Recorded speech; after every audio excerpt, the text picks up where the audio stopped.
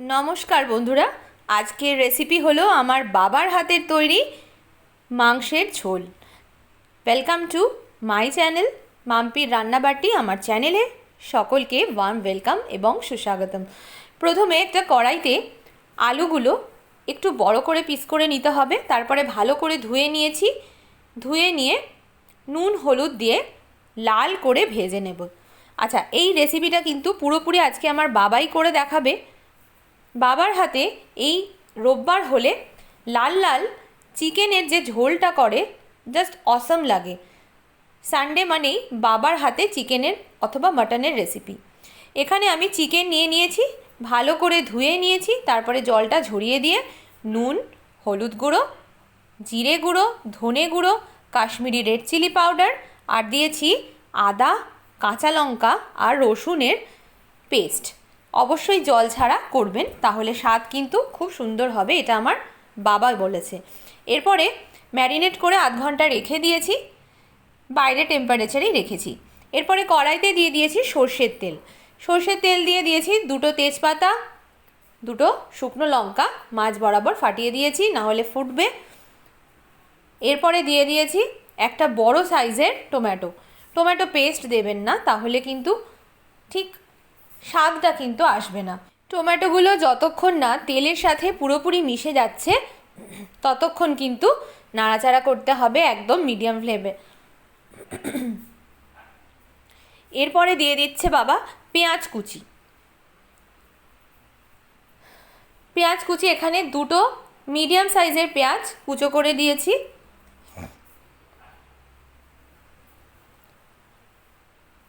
মাঝে মাঝে মনে পড়ে ছোটোবেলার সেই দিনগুলো, যখন বাবার হাতে এই সুস্বাদু চিকেনের রেসিপিটা খাওয়ার জন্য বাবার পাশে পাশেই ঘুরতাম।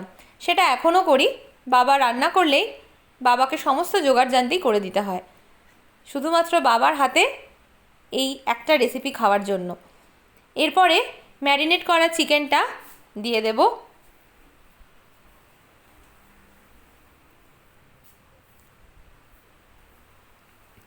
তারপরে ভালো করে 2 মিনিট মতো মিডিয়াম ফ্লেমে কিন্তু নাড়াচাড়া করবেন।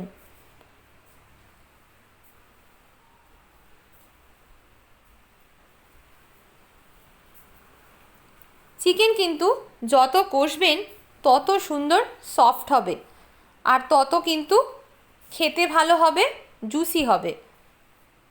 এরপরে ভেজে রাখা আলুগুলো দিয়ে দেব। তারপরে সমস্তটা একসঙ্গে কষে নেব।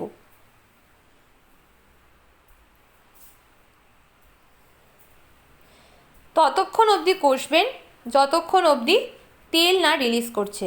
তেল যতক্ষণ না বের হচ্ছে ততক্ষণ কিন্তু আপনাকে কষে যেতেই হবে।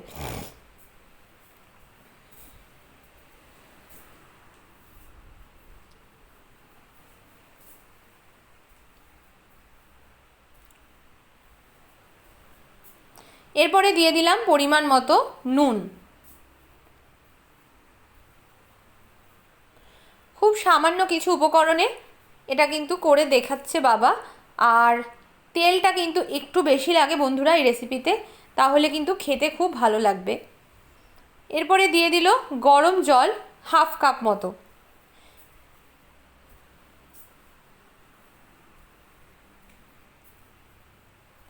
গরম জল দিলে রান্নার স্বাদটা কিন্তু ব্যালেন্স থাকবে।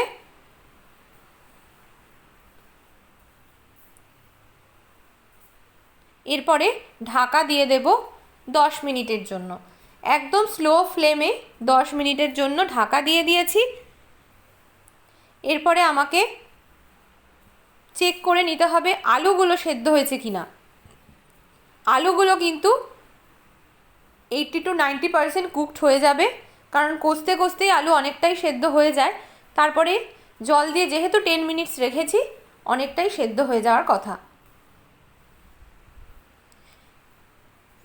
এরপরে একদম স্লো ফ্লেমে দিয়ে আমি 5 থেকে 6 মিনিট মতো ঢাকা দিয়ে রেখে দেব।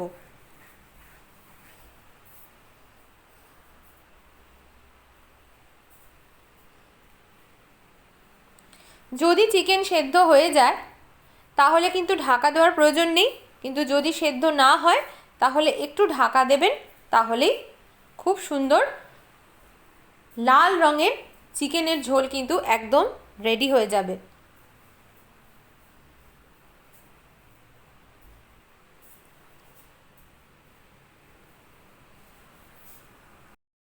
বন্ধুরা, কি সুন্দর তেলটা দাঁড়িয়েছে চারপাশে, কত সুন্দর দেখতে হয়েছে। এরপরে কিন্তু রেস্টিং টাইমে দিয়েছিলাম, ব্যাস গরম গরম ভাতের সাথে পরিবেশন করুন।